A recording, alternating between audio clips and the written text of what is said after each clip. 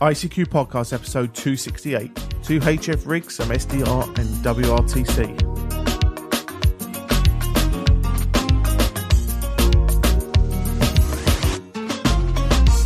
Well, hello and welcome, fellow Amateur Radio enthusiasts, and welcome to this, our 268th episode of the ICQ Amateur Radio Podcast, supported by Nicholas Wood and our monthly and annual subscription donors. In this episode, Martin at M1MRB is joined by Chris, Mike 0, Tango Charlie Hotel, Martin, Mike 0, Sierra Golf Lima, Dan, Kilo Bravo 6 November Uniform, and Ed, DD5 Lima Papa, to discuss the latest amateur radio news. Myself, Colin M6BOY, rounds up the news in brief. And this episode's feature includes interviews we took from the Ham Radio 2018 show in Friedrichshafen, including interviews with Kenwood and Yaesu regarding their new rigs, introduction to an Italian company called ELAD, or ELAD, they're not too bothered how you pronounce their name actually, who are a software-defined radio company from Italy, and also talking to the World Radio Team Championship organisers. Well, as always, it's your donations that keep this show advert-free, and we'd like to thank, along with our subscription donors, Nicholas Wood, who sent us along a donation. And Nicholas, quick note there saying, thanks, chaps, for a really informative and entertaining podcast. Nicholas, you're more than welcome, and thank you very much for thinking of us and keeping us advert-free. You can do your bit as well by visiting www.icqpodcast.com/donate, where anything you send their way is always greatly appreciated. And now we join Martin, Chris, Martin, Dan and Ed to discuss the latest amateur radio news, including the latest CubeSat in space and our Chinese rigs driving down prices. Hope you enjoy. Well, welcome guys to ICQ's episode 268 and tonight's news roundtable. I'm joined by Mr. Chris Howard M0TCH. Hi Martin, how are you doing? Yeah, hi Chris, we're doing okay. We also have Mr. Martin Rothwell M0SGL. Hey, how you doing? I'm not sure. You're going to get me into trouble tonight. I'm going to do my very, very best. But the thing is, we can't do this because Chris is here and he keeps us all in check. That's very true. Sorry, guys. Yeah. We also if it all goes normally tonight, it's Chris's fault. Yeah, that's true. We also have Mr. Dan Romanchik, KB6NU. Hi, Dan. Good evening, gents. Hi, Dan. That's good to have you. And Mr. Ed Durrant, DD5LP, all the way from Germany as well. Evening all. Yep, so the normal crew are in tonight, and good to have you all with us. And first news story, Brown University CubeSat is now in space. And I kind of like this because this is a university that built a CubeSat, and there's a few interesting bits and pieces on it. Since it's going up from the States, Dan, do you want to go first on this one? Sure. So, yeah, I think this is kind of cool. It sounds like you'll be able to actually see it because the LEDs will be pretty bright. And, if you see it, then you can listen for the telemetry on 435. So that sounds pretty cool to me. Yeah, I think so. And I think what's nice about it is the flashing LEDs or the LEDs. It means that if you're out and it goes over, you can point it out to other people that maybe not in our hobby because they'll wonder what the lights are. So I think it's a way of promoting our hobby as well as all the other bits and pieces there. Yeah, I was kind of amazed that you got it says here it's 400 kilometres, passes over 400 kilometres above the Earth, and yet we know a small CubeSat size, it's 10 centimetres cubed, and you can see it going over. I mean, I don't know how powerful those LEDs must be, very, very powerful LEDs, and also the amount of current they must draw must be pretty high. So I was going to say, what are you using to power them? Yeah.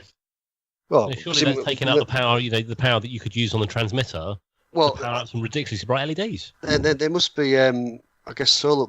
I guess it must charge from solar panels, but I guess there's some sort of batteries in there. But yeah, it must be. Do the solar panels stick out the side of the CubeSat, or are they on the outside of the shell? All good questions. Because if the thing is 10 centimeters squared, even if you put solar panels all around it, and you can't because you've got LEDs, then that's not a big surface area, and I didn't think that solar panels were that powerful yet. Well, they've got it so that it will turn with a gravity sensor, so the LEDs will always be pointing to the Earth. Therefore, that side won't have the solar cells on it, it'll be the opposite side. Yeah. And I don't think there's a transponder on this one. There's only a CW beacon and these flashing high-power LEDs, so it probably doesn't need that much power. So I'm looking actually at the website for this now, and it has gallium arsenide cells, apparently. The solar panels are made in-house with scrap gallium arsenide cells. And the solar panels actually look pretty small, but obviously they're pretty powerful. Do we know what the power output of the transmitter is? We haven't got that in the show notes. However, I can tell you here it's running power required. Looks like half a watt. Yeah, I think you're right. Yes, I guess that high up, you don't need it to be particularly powerful, do you? Yeah, it draws 2.9 watts when it's transmitting on 0.5 watts decent. RF. Yeah. So all in all, I think it's a bit of fun. Come on, guys. Yeah, it's fun, and it's teaching people that the people that are building it the skills in like how to make this small, how to make it use low current, how to make it face the earth using gravity, all these different things. It's a great, if nothing else, it's a great educational tool. yeah. I just love to be able to understand what is transmitted from it. Okay, you might be able to hear it flying over. I doubt I'll hear it with my vertical, but I'd love to understand how to decode the telemetry that comes off of it. So there is a website. If you go to brownspace.org/equisat, EQUISAT, there's lots of information there. It's actually quite a nice website. It's got some quite nice facts and things on there. It tells you all kinds of things. It costs $5,000. Absolutely, wow. Yeah. It looks quite good actually. This website, yeah. Oh yeah, nice little aerial on the outside. Wow, look at the size of those LEDs. They're quite big, aren't they? So you're all getting excited over these LEDs, but no, it's a good one. Like my house up from the end of the road. Hey, I've seen your Christmas lights, mate. You don't need LEDs. I'm in a competition with the neighbours who can make the electric meter spin faster. I think you won that day, Martin. Okay, so a nice one. A nice all-round story with a university building a satellite, putting it in space with a beacon on it, lots of education on it. And interestingly, you should be able to spot it as it goes over. So kind of quite nice. Still keeping in the youngsters theme here, Ham kids build kits at Hamvention. So I think that was quite fun. I've seen it done at Friedrichshafen, and I think more and more this sort of thing ought to happen because lots of people want to do things practical. So what do you think, Ed? Well, there's another one that's doing kits for kids to build is CQ Scotland at the Scottish event, which I think either just happened or is just about to happen. I'm sorry, I'd have to check my notes to find when. But the same idea, it seems to be some small kits. In the case of the, what did they call it? The Ham Park? No. But they created an electronic bell kit for Friedrichshafen. And I think there's 2 or 3 choices at the Scottish Hamfest. And I think it's a great idea. It gets the kids interested. It doesn't have to be a radio, it's just electronics to get people into the STEM direction.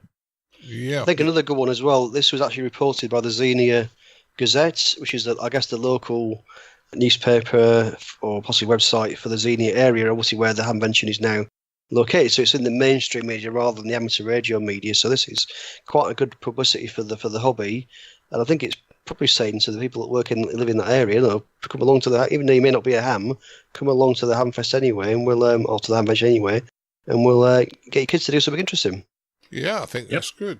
Dan, you go to Hamvention. Did you see any of this going on? I walked by this area several times, and it always looked fairly busy, and people making stuff, and it was very cool.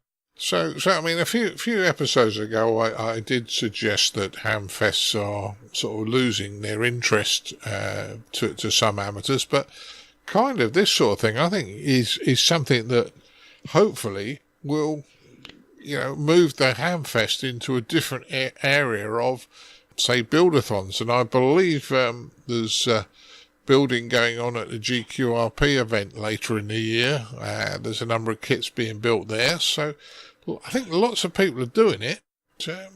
So obviously this episode's going out just after the Friedrichshafen events. We were there last weekend. She recorded the weekend after. A few of us were there, and I did an interview with the Scouts, which will be going out in the future episode. But one of the things we were talking to the Scouts about was that, in fact, and also the Austrian Amateur Radio Society. So the Scouts were actually doing something very similar at the Friedrichshafen event. They had youngsters there, and they were soldering up kits and making things. So that was, and the Austrians were saying that I was talking to the president Mike from the Austrian society that they're trying to reaching out to things like the maker community and the hackspace community to get them more involved in amateur radio, because I think there's a big overlap between what amateurs do and what those other hobbies do. So this kind of relates to this a little bit.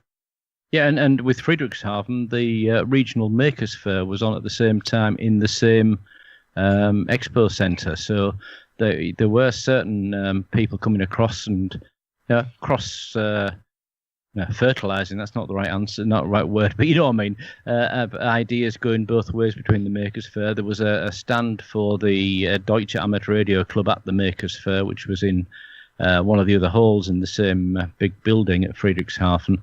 So, yeah, the link to the Maker Fair, the link to Scouts, because the Friedrichshafen theme this year was radio scouting.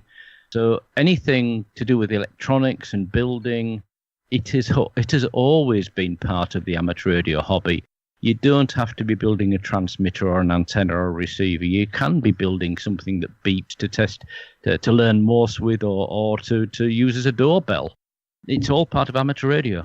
Yeah, I agree with you totally, guys, on that one. Totally agree. And I think getting people together and doing things and people acting in a social arena to build this stuff is great. And those of us who've got the skills can pass them on to other people in the hobby, which I think is certainly, the thing that makes our hobby kind of different to others, because our hobby, you can sit in a darkened room and only talk to the world, or you can be a sociable animal and mix in with a club and help people and do other bits and pieces. So I think it's a good. Yeah, and as this article says, what's really great is the kids went away with something they'd built themselves and they could use. Yeah, well, I remember building. They'll remember that. Yeah, I remember building. Teaching Colin, he came over some time ago, and we built an audio amplifier, and then he built a 40-metre receiver. And he went back to Ireland absolutely smile ear to ear, because I taught him how to solder, and he'd actually built a couple of things. And you're dead right, they take something away, and that's a very good thing. Moving on, Chris, you came up with this one. We're not sure if it's a new news story, but the price certainly woke us up, didn't it? Yeah, so I think it is actually fairly new, because I was doing a bit Googling while we're talking there. So I happened to look at the Martin Lynch site. Martin Lynch is one of the UK dealers, lots of the dealers around. Just happened to notice it on the website. There's a new Yaesu handheld, but the price was a bit of a shock, because we've all seen over the last few years the sort of Baofengs and the Wuxen and the other Chinese handheld radios that are really very, very cheap. There's a new Yaesu handheld, the FT 4X. 4XE is the European version, which is for sale at £62.95. So, to my mind, that's quite a lot cheaper than what the sort of Yaesu used to sell radios for. So I'm just wondering, has that influx of the cheap Chinese radios, has that had an influence on the mainstream manufacturers? Is this their response to the fact that you can now buy a handheld from a very cheap China? I mean, the fact is it's probably made in China anyway, but is this a response to the fact you can now buy a really cheap radio via eBay? Are they actually lowering the prices to sort of compete? I mean, the fact is it's a 5-watt radio. It looks to have all the features of a regular, normal kind of 5-watt handheld you'd expect. Memory channels and CSS and all the usual sort of features. It even comes with a drop-in charger as well. So, just sort of throw it out there. It seems to me like the prices really come down now on some of the more mainstream manufacturers' equipments. Yeah, well, I would guess, and I don't know, is if you've been designing radios for years, and let's be brutally honest about it, Yaesu have been making good handhelds for years, you've already got all the circuit design. You might change the odd component because then the old ones were no longer available, and you could almost take the same circuit and repackage it into different packaging And your money's not having to go into your engineering design, is it? yeah, so I can't. That's what I was going to say, Martin. I'm not knocking them for it, and if that's what they've done, great, because it gives us a up-to-date component level radio and improvements, obviously. But I wouldn't have thought they'd have to do a tremendous amount of re-engineering. What do you think, Martin? Well, do you know, I was just actually having a look, because I wondered if this was like a Martin Lynch special. Because, you know, some dealers will, you know, understandably occasionally want to undercut other dealers. That's, you know, that's just good business.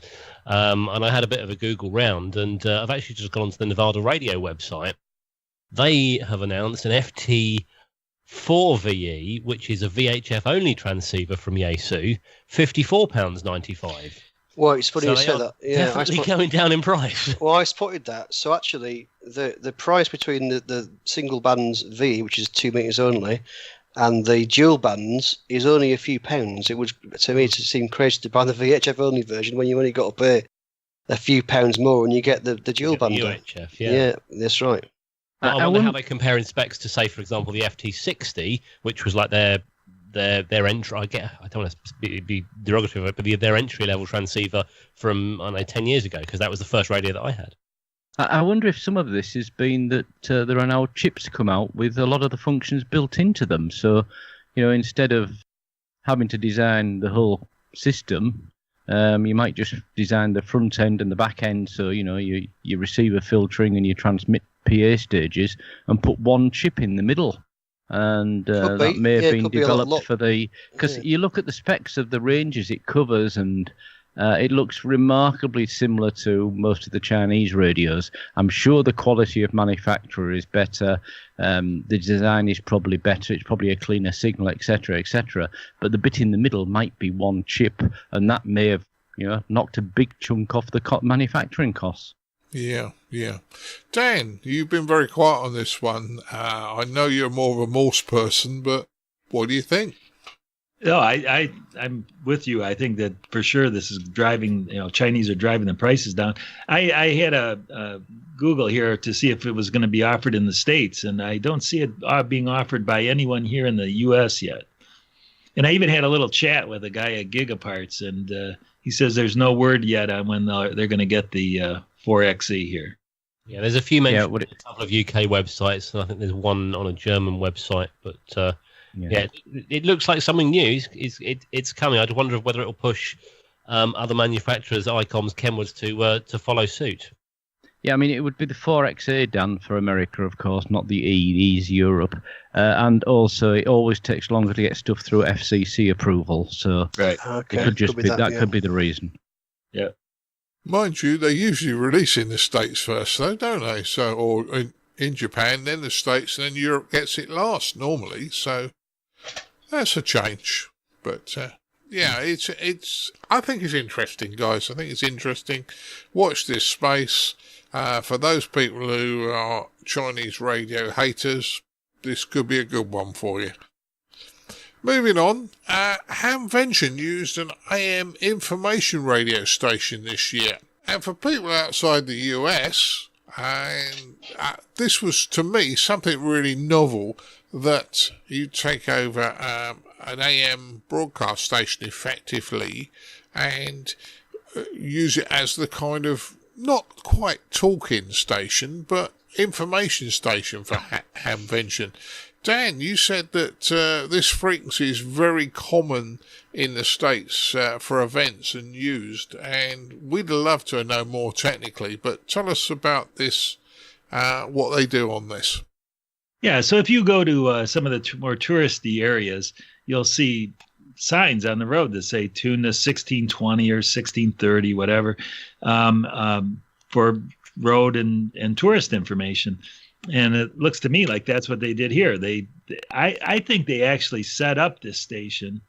I don't think they actually took over an existing station. I think they actually set it up and to give people just that, the traffic information and maybe other kinds of weather information for the people coming in the Hamvention. Yeah, sounds interesting. So, Budgie, was this putting you out of work? Well, I was going to say I endorse Radio Travel News. I'm Martin Rothwell, back with more in 10. No, but seriously, this is not actually uncommon. They do this in the UK. perhaps not for amateur radio events, but Wimbledon, the tennis, they have their own radio station. A lot of it is tennis commentary, but they run travel news on it to talk about the traffic going into the area. Epsom AM, they set up a low-power AM transmitter. I forget where, 1305 rings a bell? No, that's Premier. It's somewhere around 1.3, 1.4, where they do the traffic news and the talking on there. So you know what's going on into the area. It's a nice idea. It's a great idea. Although I do go back to my original comment about the Hamvention. Well, they talk about, traffic problems, narrow lane roads serving the venue. I go back to my original comment. Put it in a sensible location, like a major tourist spot. More Wales will want to go. Then it's win-win. More visitors, better served by roads. Problem sorted. Yeah, but you can't. I keep telling you can't have it in Vegas because anywhere. You put it in a location that is better served by roads that people's partners will want to go to, and then you'll get a better footfall because you can then join it with a holiday. True.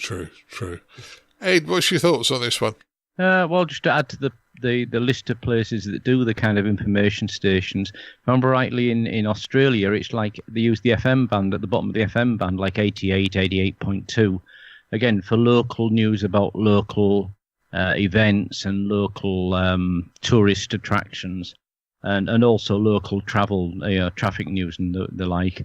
And I believe this was actually done probably through the sheriff's office because the local sheriff who helps in Xenia to get traffic flowing and all the rest of it became an amateur between the first Xenia Hamvention and the second one. So he's one of us now. So I believe it might well have been something he arranged because I think he also arranged the SMS messaging that went out about traffic problems, etc. Yeah, I think what we can say about Xenia being quite a small community, and this mentioned here where there's actually 25,000 additional people coming into the area. They're going to have some traffic problems, but by all accounts, this year was a lot better than last year. So they've done things in the meantime and learnt from it.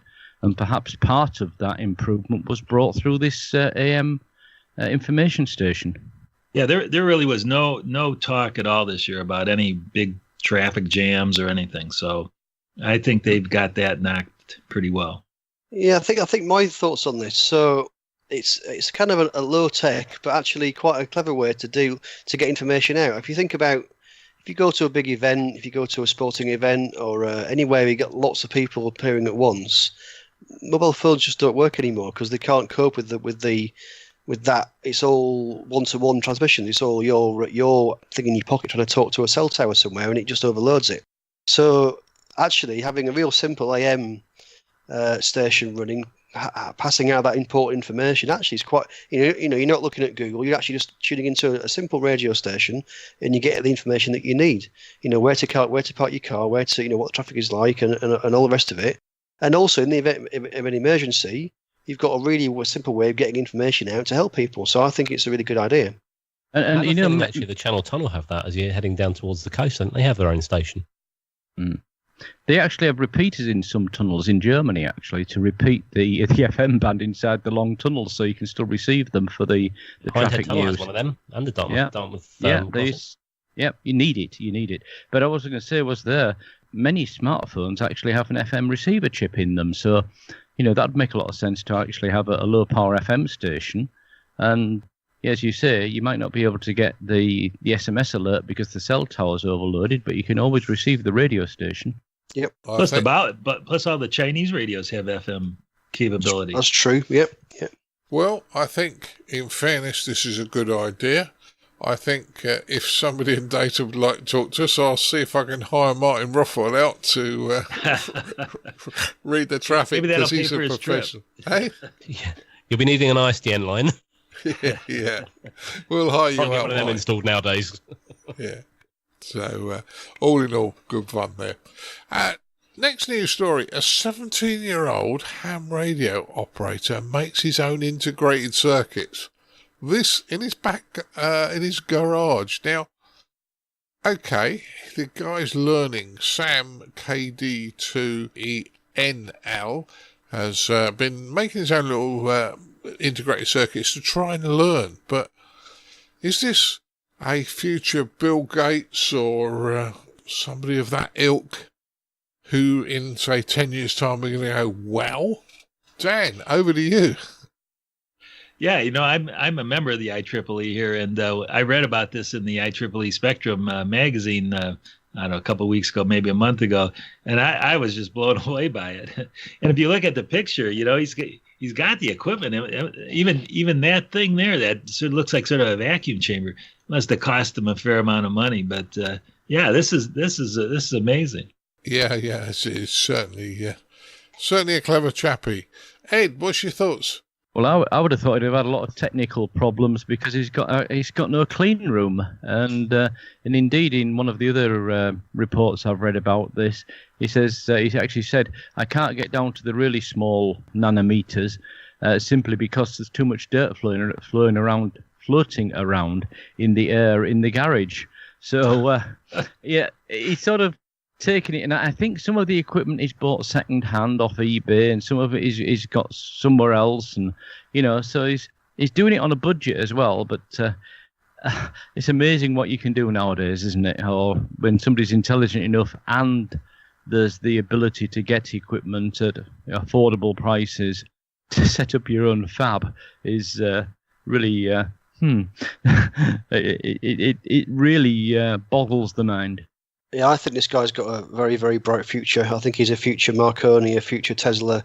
If you can actually build your own IC at the age of 17 in your garage, he's a potential, like you say, a Bill Gates or a Steve Wozniak type character, isn't he? I think this guy's going to be big in the future. And it is amazing how their brains are wired, isn't it? You never know. At some point in the future, someone might be playing back this podcast saying, "Yeah, remember back in 2018." It's what they were saying about him. Look where he is now. So, yes, incredible. He will go far. Whether it's good or bad, he will go far. I'm just looking at his pictures as to what he's got in his garage. I mean, when I was 17, I certainly wasn't thinking about building OCs, that's for certain. I wouldn't have even known what one was at 17. I don't know. Yeah. We'd have loved to have done it. Come on, Martin. Oh yeah, if I'd understood it and understood how they work. Yeah. I mean, it's more than just actually knowing, understanding. Is lots and lots of attributes to be able to do this. It's not just about having the intelligence to be able to know how to design an IC. It's actually how to build it. It's all the chemistry involved. It's the machinery involved. It's actually putting them together. Is he? I mean, has he got a job or his parents paying for this? I don't know, but it's clever stuff. Yeah, I would guess that. The guy's name is Sam Zelouf. I think somebody before said he was an amateur, but I don't see any reference to that here. I don't think he is. I think he's just a very intelligent young gentleman. He's K2NL.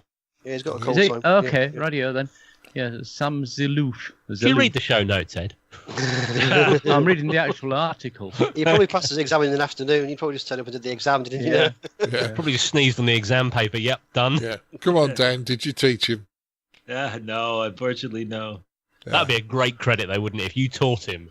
Maybe I'll email him, ask him if he used my study guide. I was going to say, Mark, you bought your book. You don't know, yeah.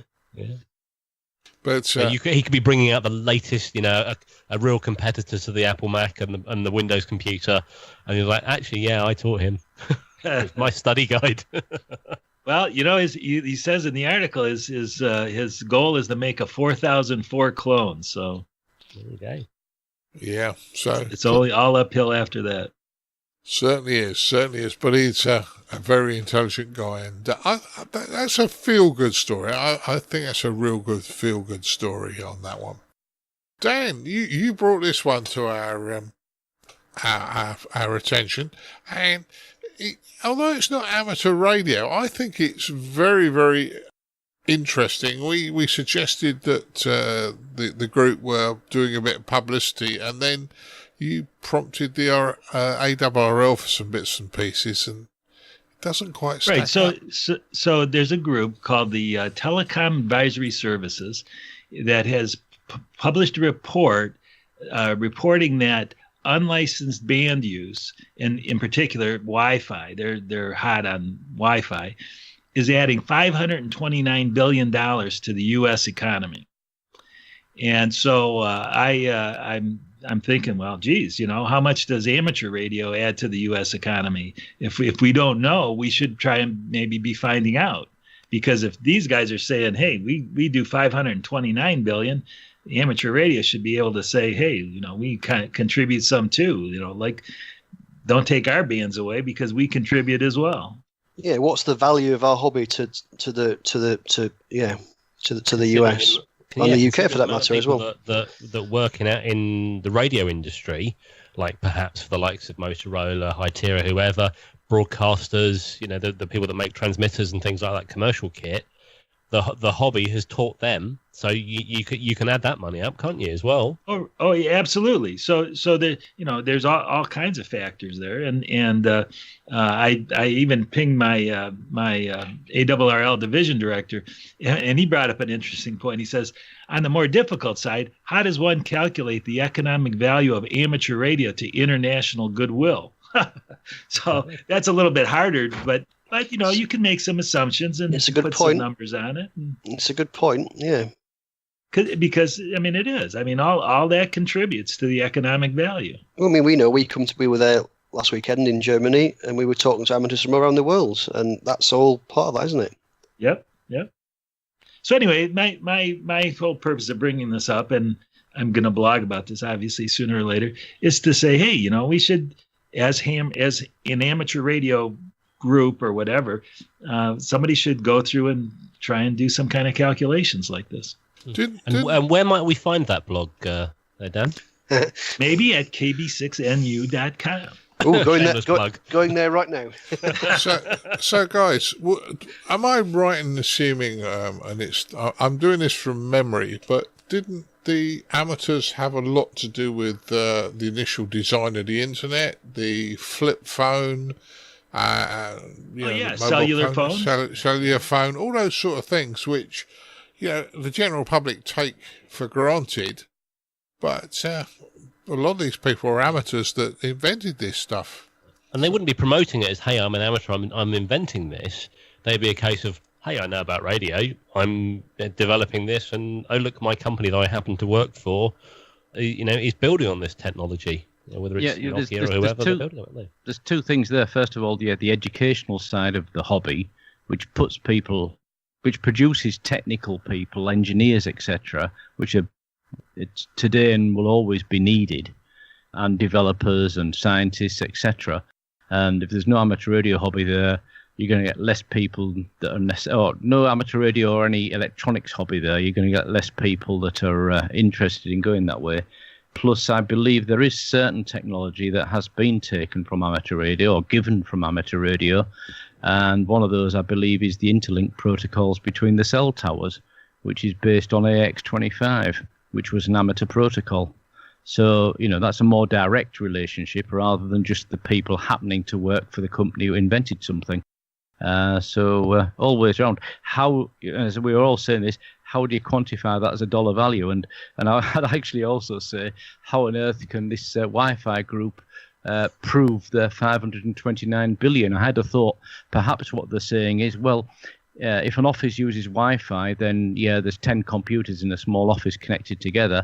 If it wasn't free bandwidth, we had to pay, say, $50 a month for the license for each link between each desk, and then multiply it up by the estimated number of Wi-Fi users in the US. You could be coming along to about 500 billion if that's the way they've done it. But, that just wouldn't happen, because if Wi-Fi wasn't there, it would have been cabled. So, all these big numbers. There was a Wi-Fi Now USA show in Redmond City on May the 17th, and I think this is something that's been said there and has brought them a lot of publicity. Yeah, sure. It is a little bit of a hype, but it's still unquestionable that they're bringing something to the table. Their work is enhancing the U.S. economy, and I just think amateur radio should do that too, so we get as proper credit as well. Yeah, you see, while you were talking, I was thinking about my days back in the PMR industry about 3 years ago when I left, and I'm not going to mention the manufacturers' names, but they're big manufacturers. They've now got sort of tracking systems for radios, so they can track where a user is and one thing, and plot them on a map. And ARRL. Well, Yeah. that's the thing is they used to get very upset with me. I said, well, isn't that APRS? Oh, no, kind of. No, so, Kind of. Well, yeah, it's exactly that, but we call it something different in our world. And AIS on the ships. yeah, those sort of things. So, The basics behind it are similar. The people who developed it are different people, but without having the skills and the information out there openly distributed for anybody to use, which the amateur radio is probably one of the first open source or open hobbies, these other people wouldn't be able to develop some of these things. yeah, and we've talked in the past of, and even on this show, the guys at the university built the satellite. You know, so some of the development gets done, and it must help industry, and you can prototype in on amateur frequencies, and get things done a lot quicker than if you had to buy a license to do other things. Do it. Yeah, and in fact, going back to the satellite we talked about, a couple of items ago, the one with the LEDs, that transmits down its telemetry on the amateur band, and Right. it doesn't have an amateur license as such. True. Probably because it's low power, but it's still within the amateur band. Yeah. So it's kind of interesting, and as I say, I think watch this space. Can we big our numbers up? That will be the next question. But, yeah. I'm going to keep on top of this. Because I think it probably is important for us to do this. So I think so, Dan. I think it was a really interesting one to bring to the table. So that was a good one.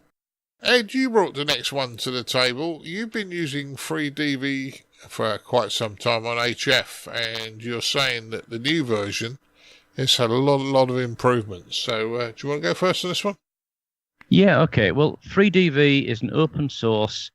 Actually, it's the front end to an open source modem called Codec 2, written jointly by an American amateur and an Australian amateur. It's been around probably about 6 or 7 years, and I started using it about 6 years ago.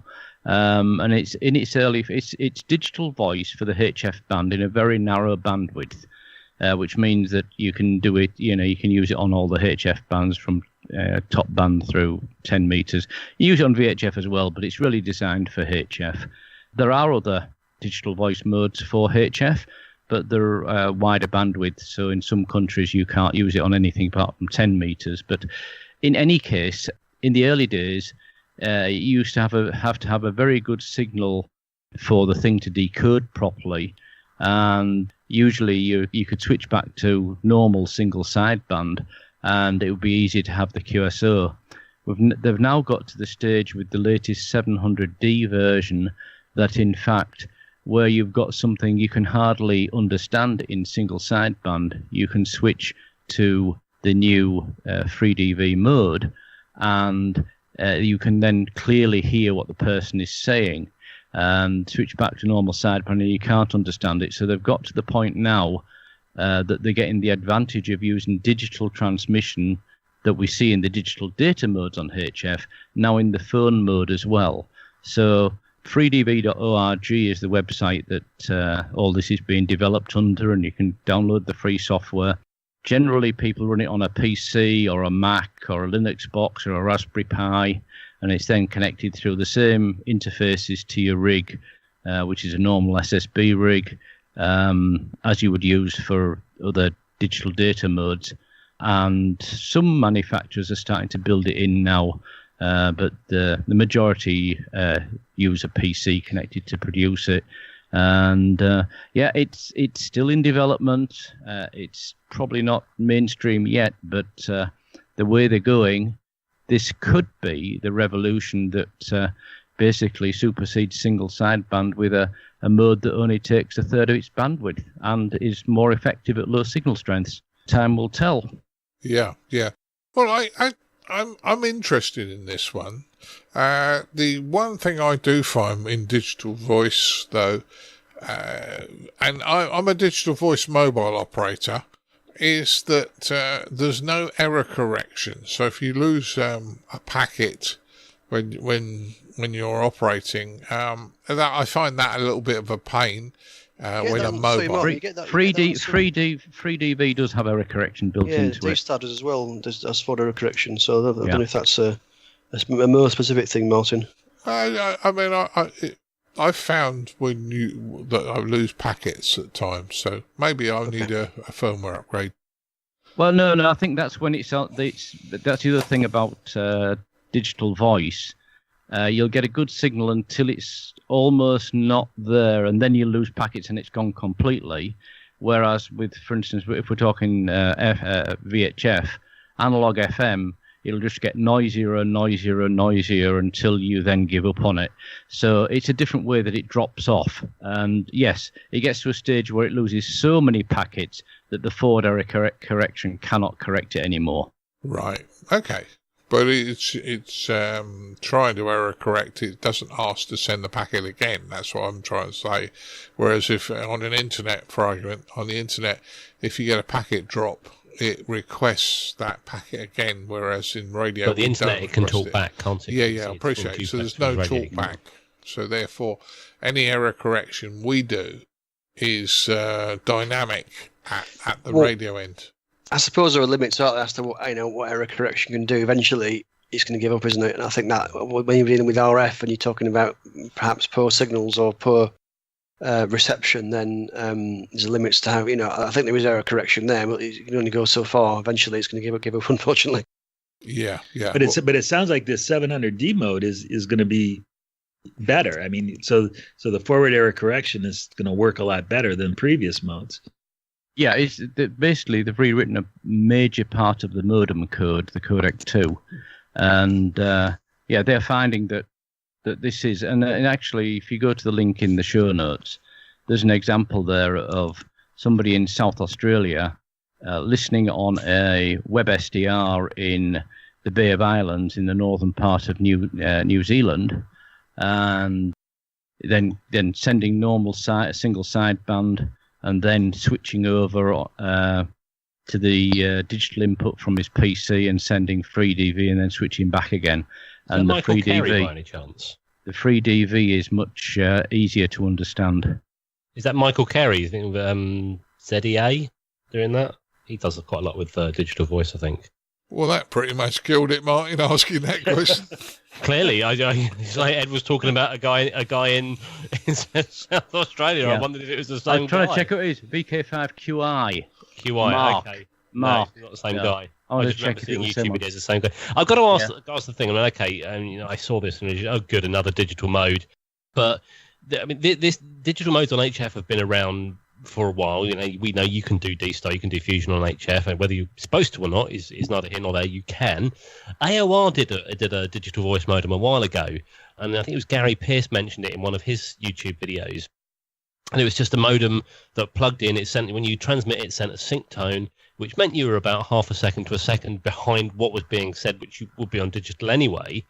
That was pretty impressive. But again, I don't think that was FreeDV. I think that was a different kind of technology, or a different kind of digital encryption or encoding, or whatever you want to call it. But the thing that worries me with all these digital modes, and I know you can do it through a PC. I did try it. It didn't work very well. I gave up on it a while ago.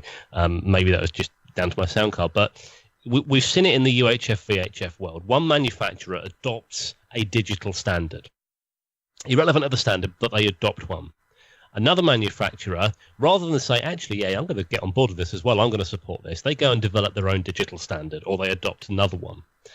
And then along comes another, hey, we've got a digital standard too, we'll throw that in the pot. Now, if we go down to the HF things, where we've got this FreeDV, and we're talking about manufacturers perhaps putting it in their radios, and I know that software-defined radios, you can potentially do that. I think we mentioned there's a couple of radios that can do this. It's only going to take one manufacturer to say, hey, we're totally on board with this, and then another manufacturer to say, do you know what? Yeah, we're not going to do this. We want something that gives our radio the edge over something else. We're going to put something else in it. And then you've got the D-Star DMR fusion battles all over again, but happening on HF. But as long as that radio can run normal single sideband, then you can feed this in from your PC, right? You can use any single sideband transceiver with a connection to a PC and send FREEDV. It's irrelevant whether it's an ICOM, a Yaesu, or a no name. They all work with it because you're just feeding audio. You're feeding and decoding audio. Yeah, but I think what Martin's saying though is if ICOM's got their version and then there's FREEDV and a Yaesu version, they all can't talk to one another. So that's going to slow down the adoption of this. Well, and the that's other the thing thing. is, well, I was going to say the other thing is, so yeah, sorry, man, Ed, sorry. The other thing is that I think to get the adoption would, at the moment, if you got, obviously right now, I can go to my shack, switch on the radio, and I can operate SSB without doing anything else. I haven't got to switch on the PC, I haven't got to install software, I haven't got to do anything else, it's just simple. Now, if ICOM or Kenwood or Yaesu, and I think you were saying earlier that Flex have already got FREEDV in their transceivers, which is great. But if the other manufacturers, I think that's where you get the adoption, is if they start to build this into their radios. So then it will be simple. There's no, it will make it, that will drive adoption. Now, I think as you were saying, Martin, however, if they're all, if it's the same technology, that would make things a lot easier. If they start to bring out things that are unique to a particular manufacturer, I don't think that would be very good for the hobby. I mean, we've seen that in the past, haven't we, on VHF? So yeah, I absolutely agree with you. FREEDV is open source, so it would not be a problem for all of them to pick it up. But as you said, somebody's probably going to say, "But I think we can do this better, and we want to be better." But even otherwise, if why would you buy one radio over another? Over the other, that's right. Yeah. Flex already has this in their radios, and 2 of the Chinese HF rigs already have it built in. Which is great. But not the latest version, which has just come along. And it's still under development. Yeah, I suppose with it being open source, that might actually be, so therefore they can, essentially they are paying a fee to put it into the radio, apart from the right software, may actually be a good incentive. And I think also, for example, with D-Star, from my memory, that's actually a collection of off-the-shelf components. It's a codec from one manufacturer. It's a bunch of, it's using GMSK, which is another audio out there technology, and they kind of built it together and made a standard. And obviously DMR is a commercial standard that's used outside of amateur radio that was being used with now used by amateurs. I think Fusion was purely an amateur Yaesu creation, but obviously they haven't started from scratch with most of those modes. And therefore, I think it's hopefully likely that the manufacturer would actually adopt something that's already out there, especially if it's open source. Yeah, and I mean, many of those use the Ambi chip, different versions of it. Exactly. And if somebody came along with a new chip with the open source code in it, they could unplug the Ambi chip and plug the new one in. That would be obviously a very nice approach. The other thing you can do, you can actually buy a speaker microphone that plugs into the front of any sideband rig, and you've got FREEDV. Oh, that's interesting, yeah. Yeah, but again, still the old version of the code at the moment, so it's all under development still. So all in all, this looks an interesting mode that we. Well, I think it's got some big potential for the future if it gets adopted. If it's adopted correctly, yeah. That's always the way. Yeah. And you can't knock the different standards because our hobby is about innovation and learning. Oh, of course it is, yeah. And that's why we're issued a license for self-teaching in radio. So. But the other thing, you look at it at the moment, Chris used the example, he can go up to his shack now, he can switch his radio on, switch to SSB, and talk to somebody else anywhere in the world. Now, all you've got to do there is you've got to go to an SSB portion of the band. You've got CW, you've got SSB. They're the 2 places you go. Okay, you've got areas for digital activity. We talk about whether you're using slow scan or whether you're using digital voice or whatever. But then when you're listening to the signal, actually, what kind of signal am I listening to? If you've got more than one different technology being transmitted, what am I hearing? I mean, is there going to be one for the FREEDV? Is there going to be one for those that want to do the AOR standard, or any other new standard maybe there, or one for someone who wants to do D-Star or Fusion or whatever on HF? Yeah, it's like you're going onto one band and somebody's running up a sideband or somebody else is running a lower sideband. Yeah, but I mean, at the moment you've got worse effect. You've got a guideline. I don't know why we use upper sideband above 40 meters and lower sideband below, but we do. Yeah, that's just what people do. Came from original hardware technology reasons because of the side you put the oscillator on in the superhet rig, so it was easy. You could duplicate. You didn't have to duplicate components if you used lower sideband below 10 megs and upper sideband above 10 megs. But yeah, no, I take what you're saying. That there are digital voice channels, and there are preferred frequencies specifically for FREEDV that have been defined and have been adopted by many, but not all, of the national radio societies. Watch this space, I think. Yeah. I'd like to posit that, looking way into the future, radios are going to adapt to that. They're going to know what they're receiving and just demodulate Switch to it, yeah. I suspect the AOR can already do that. You can. The receivers can definitely do that. Yeah.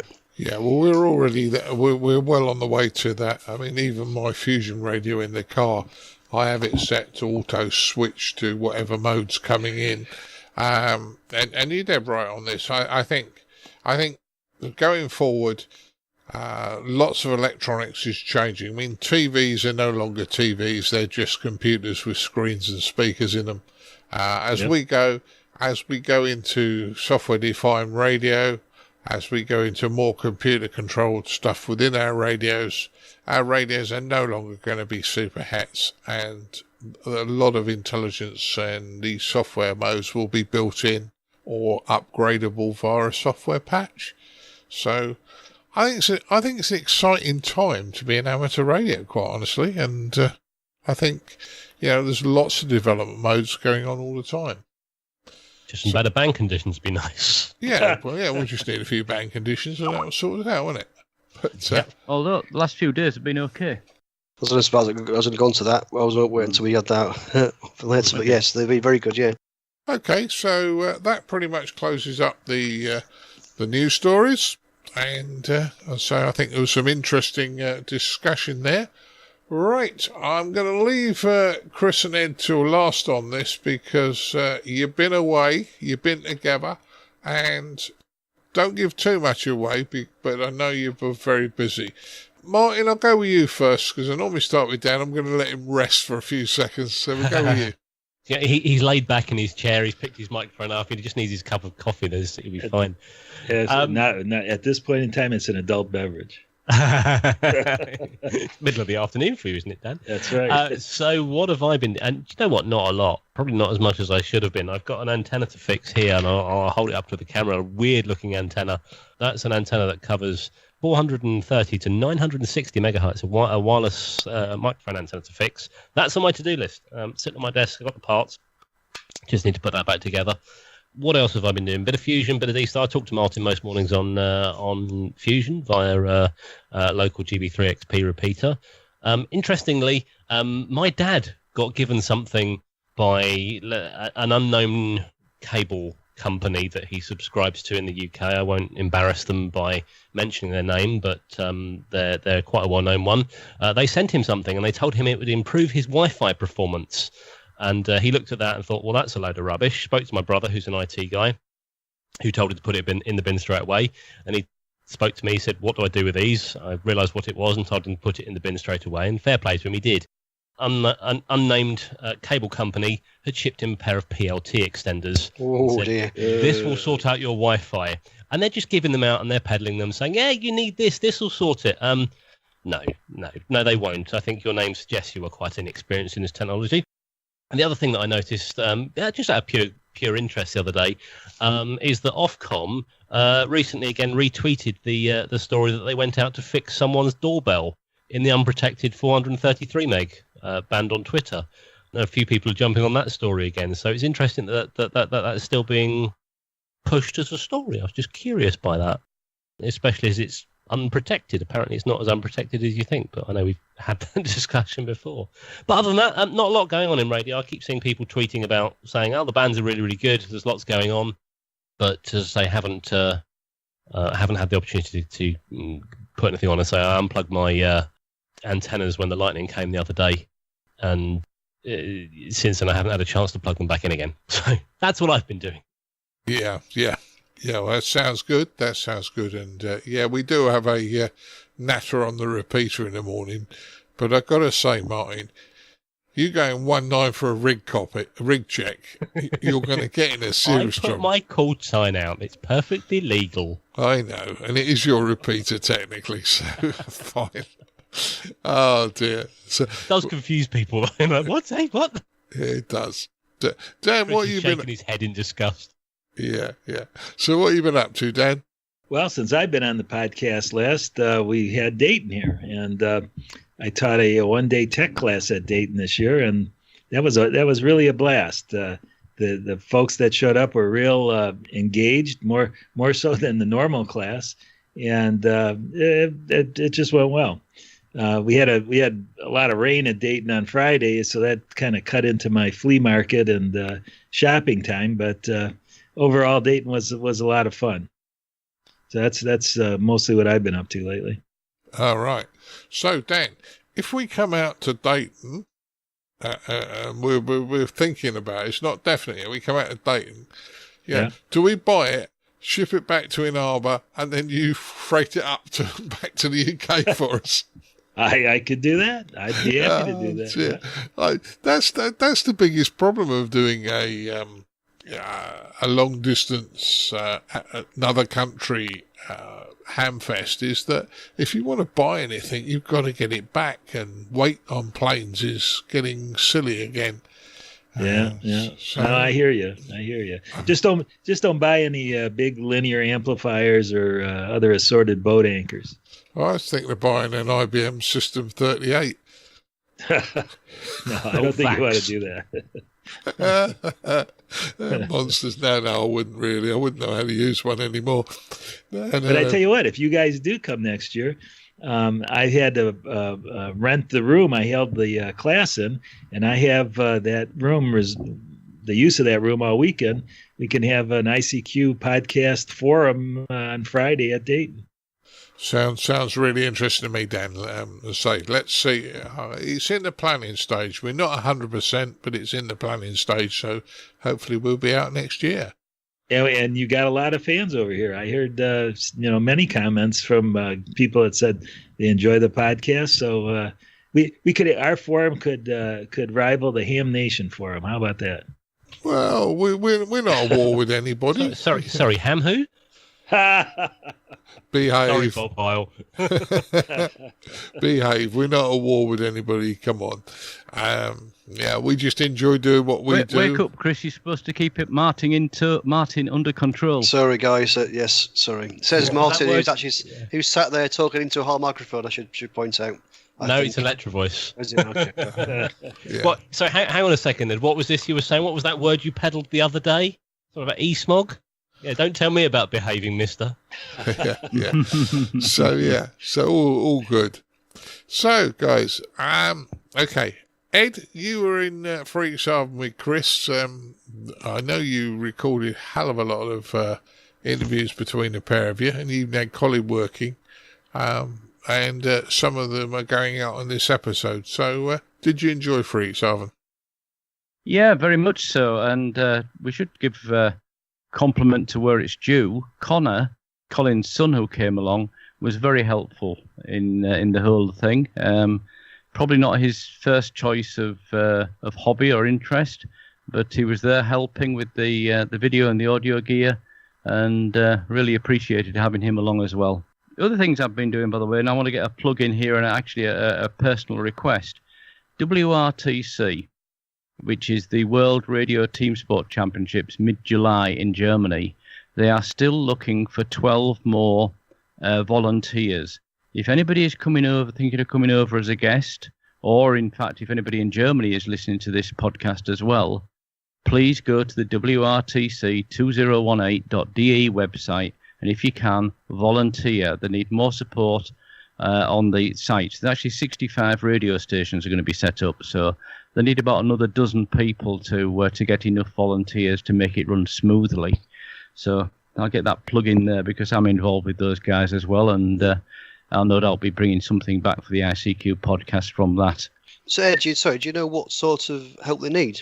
I've been trying. Yeah, it's people just looking after the site, so topping up the generators, making sure that nobody falls over guy ropes or things. It's people actually to be stationed on the site. So to help with putting the antennas up in the first place, the tents up, etc., etc.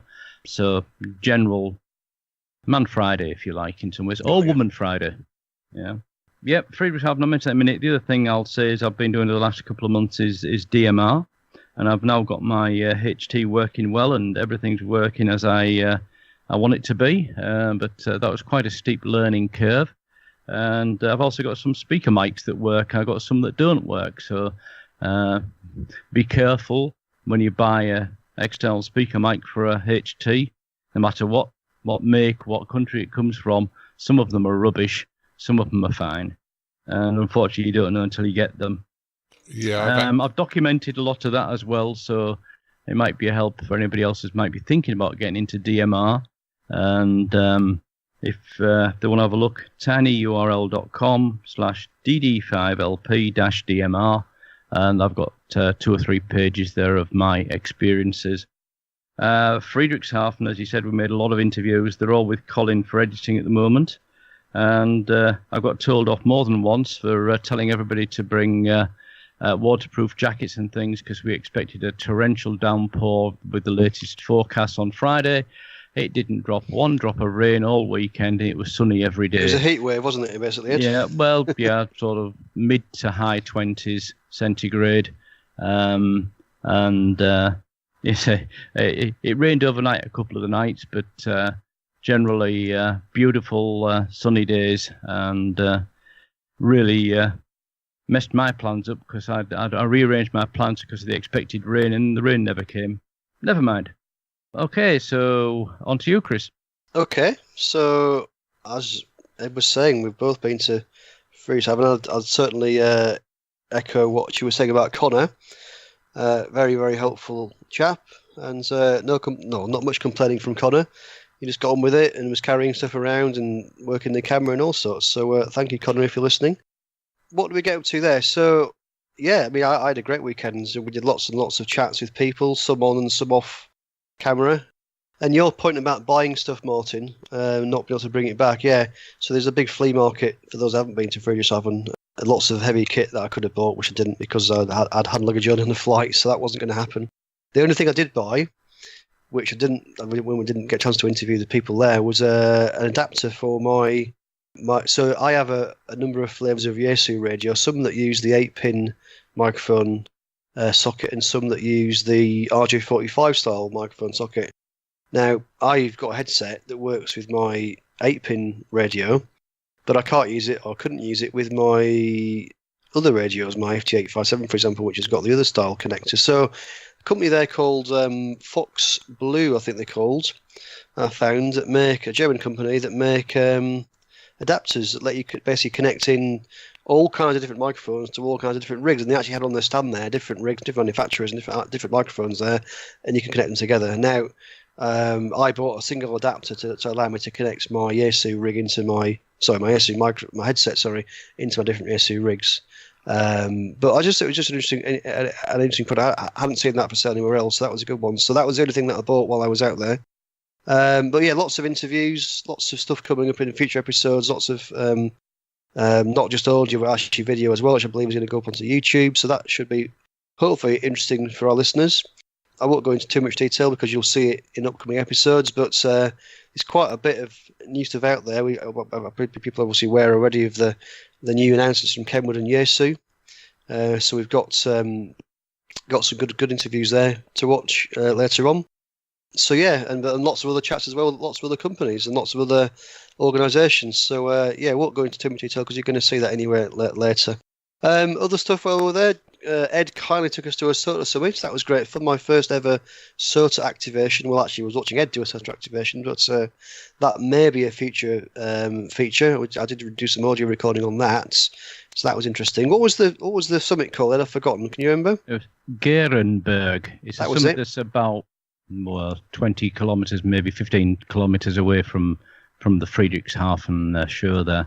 And guys, I did try to get him on the mic. I also did try to get Colin to use my training call sign to get on the mic as well, but neither of them were interested. Well, it was getting late. It was before the show on the Sunday, so we were already late as it was. So we were rushing. That's right. A little bit. Yeah. But it was great fun to see it in action, and you had some good contacts. Actually, I think you had about Well, especially on 20 meters, when you change to 20, you usually started on 40, then went to 20 meters, and suddenly you had a bit of a pile, didn't you? You had far more than your mandatory 4 contacts, didn't you? Yeah, we ended up with 18, I think, and I had a problem on 40 meters because there was a background noise level, which I suspect was coming from the microwave tower there. Yeah, so I've got some recording of that, so that might be a future feature if we need one in the future, so that might be something to listen out for in the future.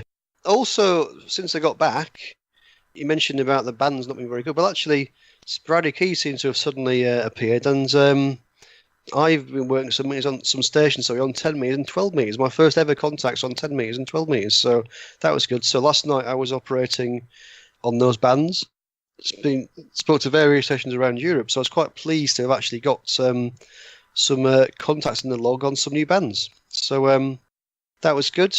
Future things coming up for me. So this weekend, the day this actually gets released, the 10th of June, we've got the Practical Wireless 2 meter QRP contest that we do as a club.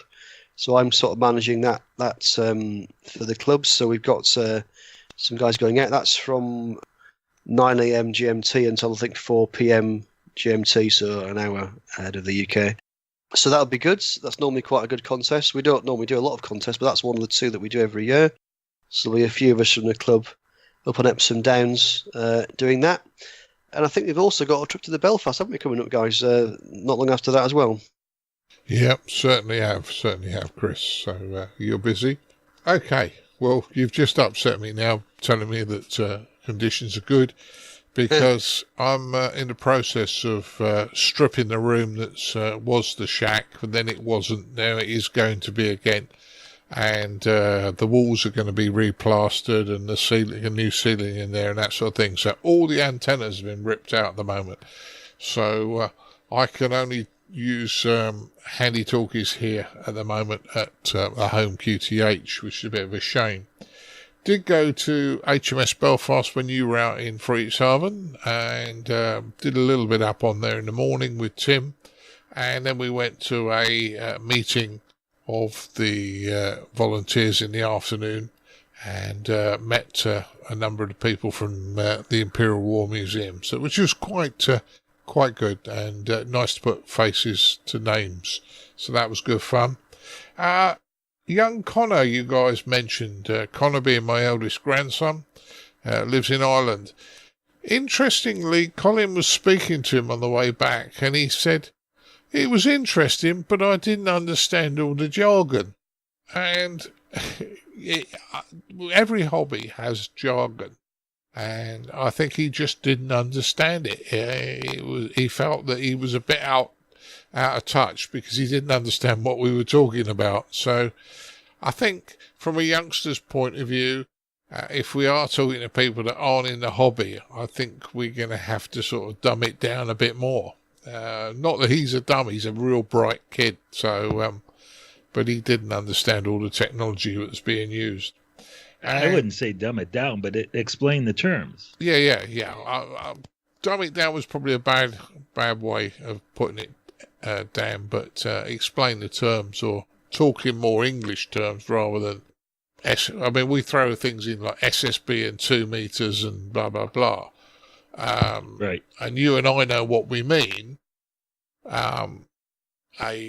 Somebody completely new to the hobby wouldn't. So I don't know the best way of doing it, mate. I really don't. But it was just interesting feedback from him that he quite enjoyed himself, but he didn't really understand what it was all about. So I think it's one of those things. It's a little bit of a learning curve at the start, but I think once you sort of get beyond that, and it's not a massive leap, then actually I think you're there. I just think it's a little bit of a learning curve at sort of the start of the hobby, where you sort of start to learn some of those terms. And actually, I think once you've got over that little hurdle, I think actually it's reasonably straightforward. It's certainly in my experience anyway. Yeah. Well, he hadn't got that over that hurdle, so that was his problem. And on the fist mics, Ed, the ones that don't work, don't throw them away, because you may just find it's the Electrac module that's not a lot of good. I've had some of the electric mics for handy-talkies, and some of them are quite ropey, others are quite good.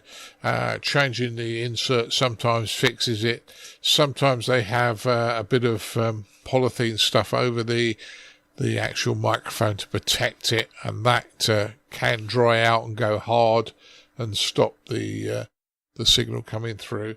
And the other thing is the holes are often in the wrong place for the audio to go through the plastic. Been there, done that. I've tried 3 different electrets inserts, two of which I know are definitely okay. And there's also a hole effect. If you have a case that's quite large with a lot of air in it, that can also cause a weird problem on the audio sounding. Yeah. Of the 3 mics I bought at different times for cheap prices, I think this was the most expensive one, is the one that's going to get thrown in the bin. Yeah. Well, keep it. The other 2 are fine. Yeah, well, keep it, because the case, you might do something with it. But keep it. This is the problem with amateurs, isn't it? We hoard. Oh, it is. And I've been there where... I'll send you it, Martin. There we go. All right. Newark will do. But no, I've been there with the hole not drilled in. I actually had one once come in, and the hole in front of the microphone was not drilled in the case, and therefore you were talking into what should have been the mic, but it was just about 1/8 of an inch of plastic blocking the microphone totally. So that was poor.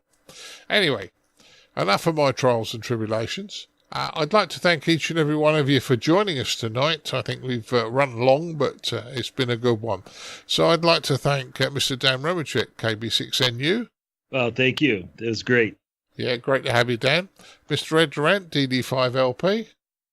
Yeah, thanks. I'll just throw in another comment. We actually met one of the podcast listeners, didn't we, Chris? I can't remember his name, though. Would that be Phil? It was Graham, but I don't. Yeah. In fact, we actually met a couple actually. I forgot the other guy's name now, but we met Graham. Yeah, I remember meeting Graham. We chatted to him actually about the ELADs that he just ordered. That's right, he was ordering. Yeah. So it was nice to meet a couple of the listeners at Friedrichshafen, and apart from that, thanks for inviting me along again this evening, Martin. Always fun.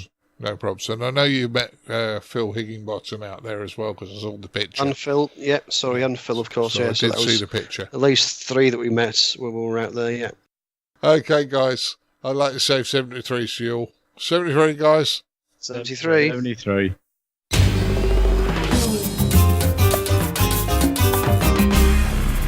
The ICQ Amateur Ham Radio Podcast, serving the amateur ham radio community fortnightly since 2008. Now it's time to have a look at the news in brief with me, Colin M6BOY, and we have news here from Bulgaria, where they've launched their first ever CubeSat, the ENDUROSAT 1, and it was sent up to the International Space Station on a cargo resupply mission, OA9, during May, and is getting ready now to be deployed from the International Space Station in the coming days.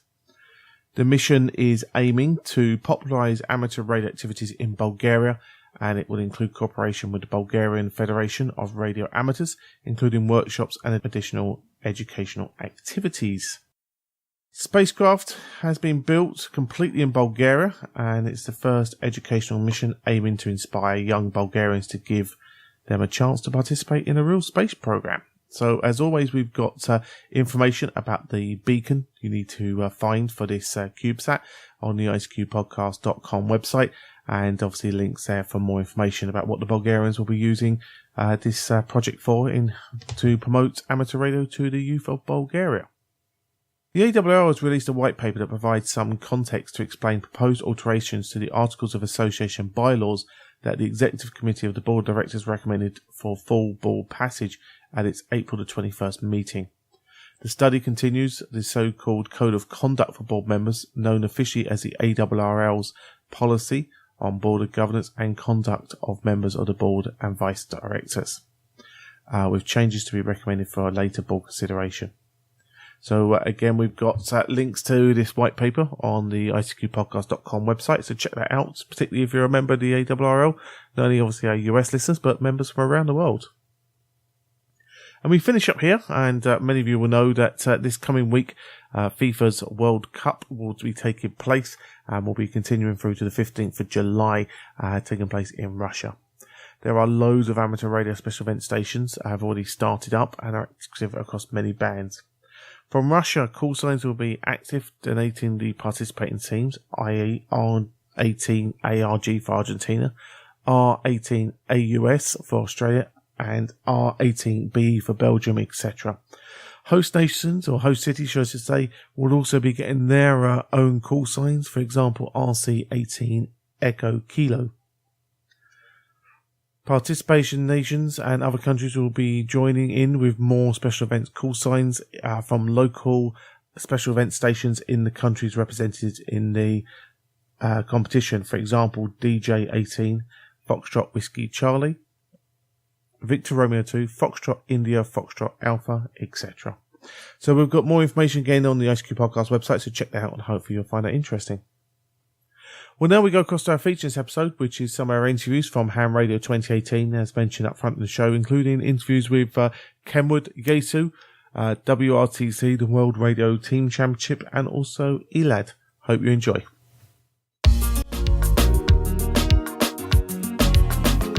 And now what you've all been waiting for, this episode's feature from the ICQ podcast.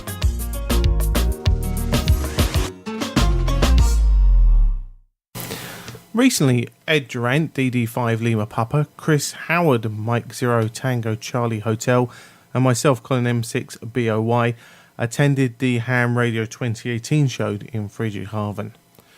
This episode, we look at some of the new kit that was on display as we interview representatives from Kenwood, Yaesu, ELAD, and the WRTC in relation to not only the new kit that's, I say, on show at Friedrichshafen, but also the WRTC event, which is coming up, I say, very soon. So I hope you enjoyed this episode's feature, as we start with our interview with Mark Haynes from Kenwood by Chris M0TCH. So Mark, welcome to the podcast. Thank you. And I think the big news from Kenwood seems to be at the moment we've got this new shiny rig, the TS890. So what can you tell us about it? We're all very excited about this new radio. So the TS890 is a brand new HF 50 meg, 70 meg transceiver. It's based on the down conversion technology of using the roofing filters, 4 roofing filters built into the radio. And yes, as you said, it's our latest offering, and will be hitting the shelves very soon. Excellent. Now, one of the things we've seen from some of the other manufacturers is the use of SDR technology, and I believe this has got a different architecture. Can you perhaps talk a little bit about that? Yeah, so one of the issues with SDR that can be seen is on a crowded 40 metre band, for instance, where you've got S9 plus signals and also very close by AM signals just above 7200, you get this ADC overflow issue, and that requires backing off the attenuator and RF gain adjustment. So Kenwood are still very passionate about the traditional architecture of down conversion, and that's what this radio is. It's using down conversion and the roofing filters to achieve exceptional receive performance. And we have on the poster, for those of you that have seen the poster, we make a very strong point of the 3 measurements of the receiver performance, and this puts it as a world-class receiver. Okay, and so how does this compare to the rest of the range? Obviously, there's the flagship TS990. Whereabouts does this sort of fit into the range that Kenwood are putting out there? So we have the TS590, which follows the 5 series, and the 990 and the 9 series, so it followed the TS950, which has always been the flagship HF base station. The TS890 is the 8 series, so it's a 100 watt radio and is smaller than the TS990. It looks very similar to the 990, so it still has the large touchscreen in higher definition on the 890 than the 990. But the 890 kind of sits on its own little bubble, really, because it has actually a superior receiver using latest technology, so we can achieve a very good receiver. But also it has 4 meters, the 4 meter band, 70 megahertz as well. So it's kind of not really between the two radios in terms of all aspects, but in some ways it's far superior, so kind of sits on its own. And that's one of the reasons we're incredibly excited about the 890, because of that extremely superior receiver. Yeah, good to see 4 metres as well making an entrance. Seems to be quite popular. There seems to be a few rigs from the manufacturers that support 4 metres, especially in Europe. That's quite nice to see. The 4 metre option is on the European model only, right. Because obviously 4 metres at this time is not a valid band in the US for amateurs, and also Japan, and even still many European countries. But as the years go on, more and more countries are obtaining 4 metres, so it makes sense for us to introduce a radio with that band. That's really good. And in terms of availability, when will this be available to people to buy? We expect the first production month to be August, so availability in September for end customers to actually purchase. So we'll also be in time for our national Hamfest in the UK by the end of September. Okay, cool. So we can see it at Newton. That's fantastic. And just one last question. Remote capabilities, being able to plug it into the internet, is that something that's built into the rig? It has a very user-friendly remote capability. So there's a LAN port on the back of the radio, which allows you to plug in direct from the radio to a router. So no need for a PC. You can just go straight over the internet from the back of the radio. That's great. And so, Mark, if anyone wants more information, whereabouts would they go to? So our website's www.kenwoodcommunications.com. You can contact me. I'm more than happy to accept direct emails. mark.haynes@uk.jvckenwood.com. Alternatively, stay tuned to our Facebook page, Kenwood Ham Radio, and also look at the magazines, because we will be putting adverts in the magazines very shortly. Perfect, that's great. Mark, thank you very much. Thank you. Next, Ed Durrant, DD5 Lima Papa, got to speak to Carl Brazier from Yaesu. First off, they spoke about the FT2D Wireless X node that has been released, and then moved on to the more exciting news about the FTDX 101D HF rig that Yaesu have announced. Yeah, I'm here with Carl Brazier from Yaesu, and he's going to show us an upgrade to the FT2D that will allow it to become a Wires X node. How on earth is that possible? What about the modems and things we used to need? Okay, so in the past you would have had to have an FTM 100 or an FTM 400, and you would have also had to have an HRI 200 modem. But now, particularly suitable for those that like to use Wires X, but perhaps when they're out and about, perhaps they're going on holiday, we've now got an option where via a software upgrade on their FT2D, and also via a software upgrade on the Wires X software, they can now use the FT2D as a Wires X node. That's very good. And is that going to cost the people something for the upgrade? No, it's going to be available as a download. It should be available in about July. And they will also need an SCU19 cable, which they may already own. Yeah, I believe that normally comes with the rig, but of course if they've lost it somewhere they'll have to buy another one. Yes. But apart from that, so the software is Windows software, so again, if you're out portable somewhere on a little tablet or something, it doesn't need a lot of horsepower.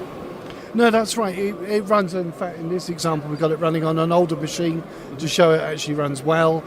So a small tablet will be fine with a single USB port to connect to your HRI 200. Your FT2D, I should say. And that's all then you would require. And then in addition, of course, you need another handheld to obviously then be able to communicate to your handheld that's acting as the node. Yeah, so it's acting almost like a hotspot, if you like. It would say in a Wi-Fi it would be a hotspot. Here it's a node. Yeah. Okay. Is there any other new products you'd like us to take a look at? I think there may be one or two. Yeah. Okay, we're here again with Carl, and he's got something else to tell us about, something that's been popping around the internet a lot recently. So, Carl, what is this new HF rig? Oh, you may have heard of it. It's the FTDX 101D. It's the new SDR radio from Yaesu. Mm-hmm. Should be available about the end of the year, and it has a number of interesting features. So it has two SDR receivers, and it also has a touch screen, as you can see there, a clear touch screen. Mm-hmm. It has also a variable high Q filter on the front end, and it also, like the other radios, has a USB port which can also act as a sound card and for cat control. Okay, so in a lot of ways it's really great to hear you using the 101 number again, because that was a classic Yaesu transceiver, and I guess you're hoping this is going to be a classic as well. And I see that it keeps although it's got the new waterfall and LCD and everything, it keeps the style of the rest of the FTDX range as well, which I believe is your competition range of transceivers. Is there anything extra, or is this going to replace an existing one in the FTDX range, or is it a new one altogether and it's going to build its own area? So really the FTDX 101D will complement the other products that we do. So like the FTDX range will still exist and still be available, but we see this for people that perhaps like the waterfall display, and so it will complement the existing range that we offer. Okay, I mean, and the question everybody will want an answer to, but I know you can't tell us yet, would be what price point, but I'm guessing this is a middle to high range transceiver. Looking at the features it's got and the design of it, I'm guessing you're competing against some of the higher range models, both actually within your own range and in the competitors. Yeah.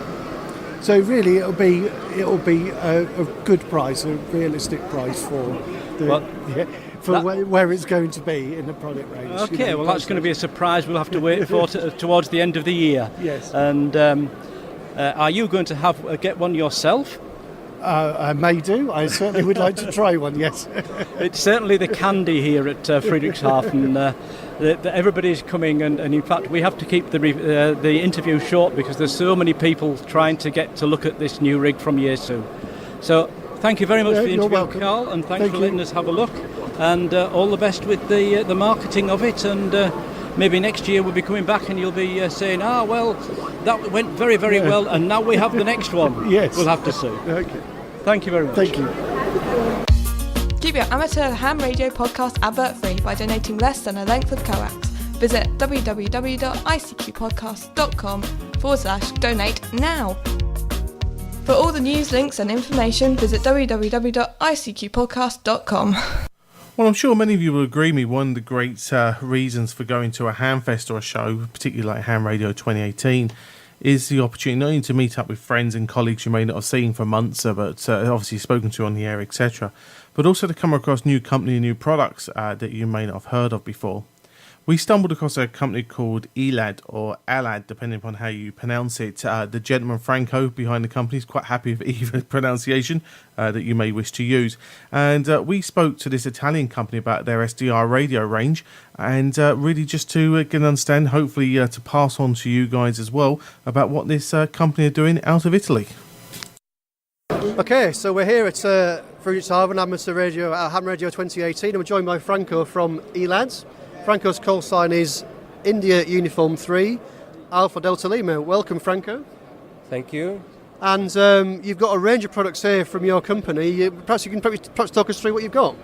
Yeah, here we have a DF-DM Duo. This is a QRP transceiver. It's a 5 watts and may reach a maximum 10 watts output. And this is 3 years old. And now at this ham radio, we are presenting the brand new amplifiers. They are not only amplifier, are HF amplifier, antenna tuner, power supply, and also the remotization for the Duo. Yeah, I see you've got a very nice display as well on there. You can really see the SWR and the power and things. Yes, this is simulated analog pictures, but it was have also the peak meters and have a lot of menu to set up. Have 3 antenna inputs and can also display the spectrum of the signals. So can use also without the PC. Okay, so that's really adding also a lot of functionality to the base products. Yeah. And I think you got two models here. What's the difference? The difference is the power. The power, we have 60 watts output power and 120 watts power. Okay. And the difference is on the power input, because the 60 can be powered by AC and DC, 12 volts, and the 120 can be powered only by AC, because they have 50 volts internal LDMOS for amplifier. Understood. Okay, great. Okay, well, we've also got some receivers to look at, so we'll walk and wander over there. So we moved across to the another table here. We've got some receivers here, Franco, yeah? Yeah. Yes, this is a receiver. This is the bestseller receiver. We have the FDM S2. This is PC-based. It's powered by USB only, and can receive from some kilohertz to 54 megahertz, and works. It is a 16-bit SDR. Can works. The sample rate is 122 megahertz, and can works up to 54 megahertz continuously. And then we have put also two undersampling band, the 75 to 108 megahertz for FM, DX, and another is from 135 to 162 megahertz in undersampling mode. And how much bandwidth can you see on the screen there, ones? The bandwidth can start from 192 kilohertz to 6 megahertz. So the PC, I presume, you need to have a certain amount of power to be able to handle that amount of data. The power of the PC depends on how many demodulators you have. Yeah. But you can start from an Atom, small Atom PC, and normally if you have an i3 Intel, it can work without any... That's good. Yeah. And you told me earlier you've also got this other model as well, which is a kind of built from that one, is that right? Yes, from the Duo that have the same receiver of FDM S2. We have also the receiver-only version. And here we can see also the pre-selection module that can be combined with the FDM S2. The FDM Duo R have already internal pre-selector. So really this essentially is the same as this, apart from it's all in one box, so you don't need the PC, is that right? Yeah, and have also the internal demodulator. Okay, so you can use a standalone, but you can use also with the PC, obtaining up to 8 plus 1, 9 receivers at the same time. Okay, fantastic. And you're also saying as well, you can actually use this in combination with a traditional transceiver as well? Yes, especially for S2. Its use can be in combination with a regular transceiver. Can use with the RX output, can be used with IF output, or can be used with the switch box if the regular transceiver do not have any output. Understood. So it lets you kind of, I guess, get a view of the RF spectrum, and then you can tune it on your transceiver to that particular frequency, I suppose. Yeah. And the synchronization from the PC and the transceiver is done by OmniRig software. OmniRig, okay. Our software is connected directly with the OmniRig. So anything that OmniRig supports will work with your product. Yeah. Okay. And Franco, you also got some other antenna splitters here. Yeah, this is for receive only. These are accessories. For example, this is ASA 15. This is one antenna input and 5 outputs for multiple receivers with the same antenna. And this is 6 antenna and 2 receivers. So you can select the antenna input and that be feed into the receiver. Yeah, except being a very, very useful thing. Got lots of aerials, very useful bit of kit to the feeding the right the right input to the right output. Yeah, absolutely. Yeah. Okay, great. And I think we've also got someone to look at over here, so we'll go over there in a second. Okay, and finally, Franco, you were saying you got a brand new piece of kit here, which is not for sale yet. Would you just tell us about this one here? Yes, this is the FDM S3. This is a direct sampling receiver, brand new, with a USB 3, powered by USB 3. With the USB 3, you can reach up to 24 megahertz span at the same time. For this reason, this receiver needs a power PC i7 at least, because need a lot of power to for the high bandwidth throughput. Sure. Lots of processing. Yeah. So when this will be released, when will this be available, do you think? Hopefully soon. Okay, so it's not quite ready yet, but this is just here to show us. We are under the beta testing, and if the hardware is finished, is stabilized, we hope very soon to release. Okay, great. And if people want to know more about ELAD products, whereabouts do they go? The best way is to connect with our website that we are changing now, but soon will be increased with more features and information of the new products. Okay, and what's the address for the website, sir? www.eladit.com. Okay, that's great. And if people want to actually buy one of these, have you got dealers around the world that sell these? Yes, we have Vimo here in Germany, we have Martin Lynch in UK, we have our own company, very small company based in US to follow directly the US market, and also we have other distributors all over the world, and we have also our website that have That's great. Franco, thanks very much for your time, and have a great show. Thank you. Thank you. While Chris was talking to Franco there from ELAD, we met up with Graham, who listened to the show. Graham's call sign Golf 7 November Echo Hotel, and he was happy to tell us the reasons why he just purchased a new rig from ELAD.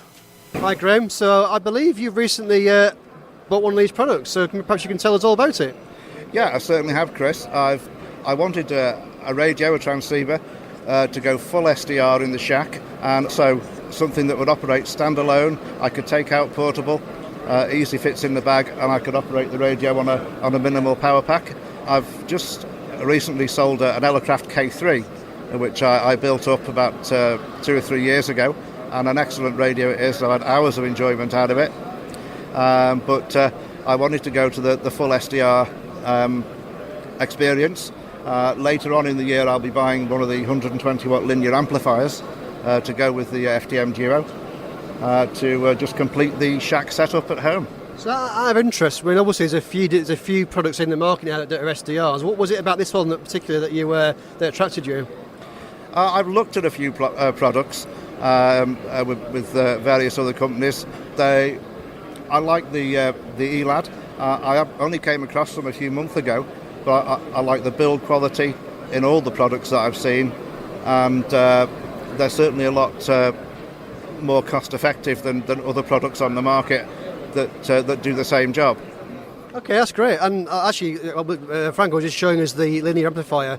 I think that's quite a new product from what he was saying, and it's got some nice features around. It's got the built-in antenna tuner, and it allows you to do remotely control the rig, that sort of thing. So I think it looks like a very nice setup. But it needs to find out maybe later, perhaps, how you got on with it.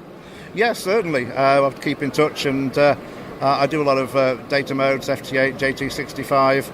So I think this FTM Duo is ideal for operating those modes, and I say all other modes as well. And it's covers all HF bands up to 6 meters. Absolutely brilliant. So yeah, in a few months' time, I'll happily get in touch, and we can. I'll let you know how you get on. How we get on. That's great, Graham. Thank you very much, and best of luck with your new radio. No problem. Cheers. Thank you. Cheers. Well, we finish up this episode's feature with an interview that Ed conducted with Christian from WRTC, the World Radio Team Championships, which is taking place in the middle of July. Okay, we're here at the WRTC 2018 stand with Chris, DL1MGB, who is the president of the organising committee for WRTC. This is going to happen in 6 weeks' time, so we want to know, how's it going? Give us a status update. Thank you to have you here. And yes, we are coming closer to WRTC, only 40 days until the official opening ceremony. And very good news, the financials are done. So we have the event financed, and we nearly have all volunteers together. We are still missing some, I think, 10 or 15 volunteers, mainly for the side teams. So if anyone is interested, we're still looking for them who is willing to be on the site, doing camping to support the teams on site, and also to watch for the site equipment itself. Yeah, so that you mean like the generators, the cables, the antennas, etc. Yes, and tent, toilets, everything needed for serious operations. So, yes, we're pretty close, and to-do lists are getting longer and longer. But we're good hope that everything will be fine. Yeah, and I've heard something about broomsticks. Can you tell me, why did you buy so many broom handles in bulk? Yeah, the reason was just money, because they come in cheap big bundles, and they were already prepared with a cone on one side, so you can drill it into the ground, and we need them for marking the area where no one has or no one must go in. Around the antenna, around the generator, and so on. So we have these sticks and some tape around just to mark these areas, and they come very cheap, and that's why. Yeah, safety fences. Yes. Yeah, and that's really a typical amateur solution to the problem. Any other solution would have cost a lot more money, and you've come up with a good, simple solution. And I'm sure there's going to be a lot of things like that. Using a little common sense and a little bit of extra work, and it'll all go well. Are there any special teams? I mean, is there a youth team coming? I think there's more than one youth team. No, is that correct? Yeah, that's correct. In fact, there are 3 youth teams coming. One is with the youngest competitor ever. He's 14 or 15 years old. Kilo Golf 5 Hotel Victor Oscar. He's coming together with his friend from Chile. There's another team from Romania, and the third team is a German guy and a Hungarian guy. So we wanted to give more emphasis on the youth. So we started to hand out 3 seats for the youth teams, and it was a very interesting competition. And we're very proud now that we have them here next month in Germany. Yeah, fantastic news.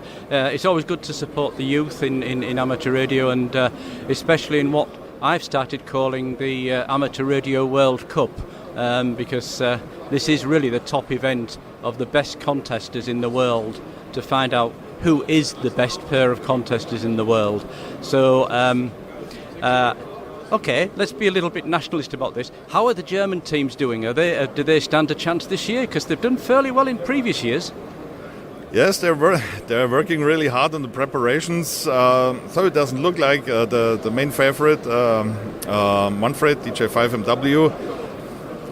One should think he is on field day this weekend practicing, but his teammate couldn't make it to Germany this weekend, so he's here with us at the booth.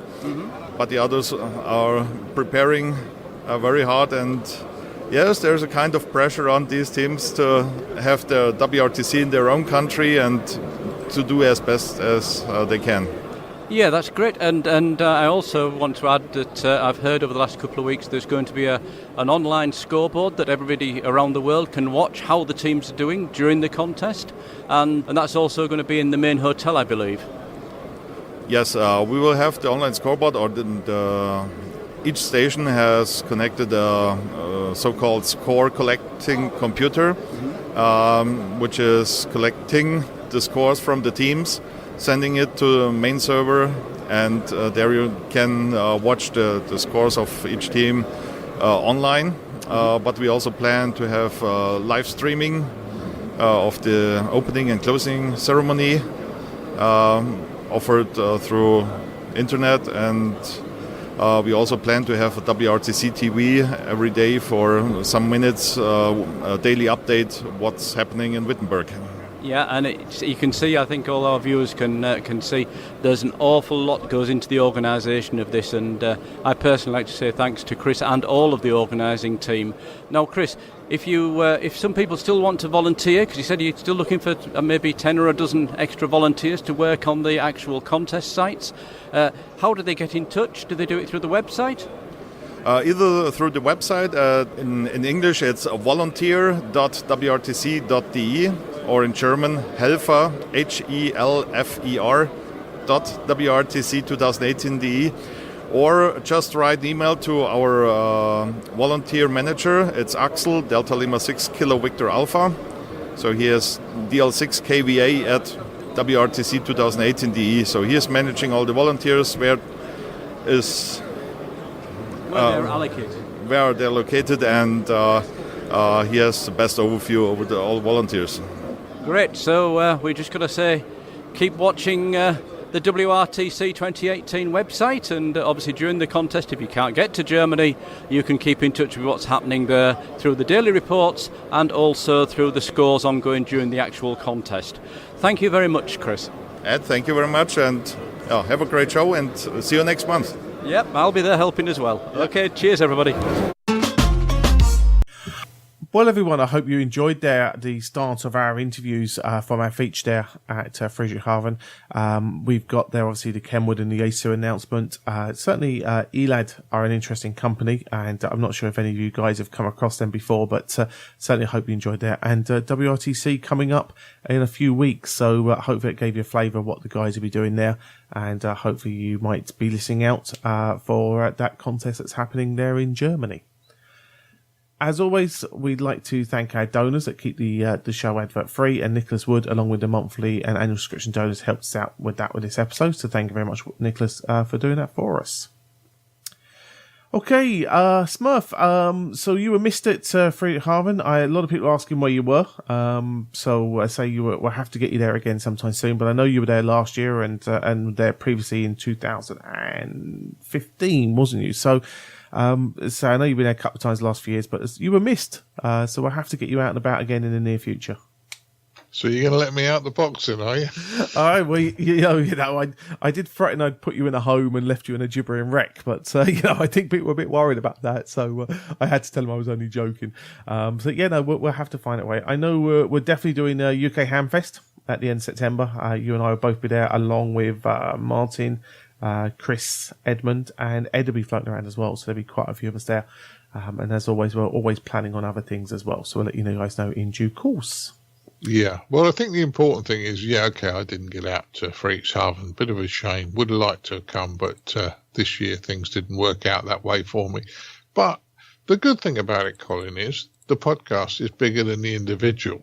The team do a great job, no matter which members of the team are involved. So, I'm sure, as always, our listeners will be appreciative to what you recorded for them. Yeah, and I think the big thing with this trip was how many people actually came up and said hello to us, and not just listeners, but also the traders and stand holders, etc. Wanted to come talk to us, which was great. Really was great. Made our life very, very easy. And as I say, we've got more coming.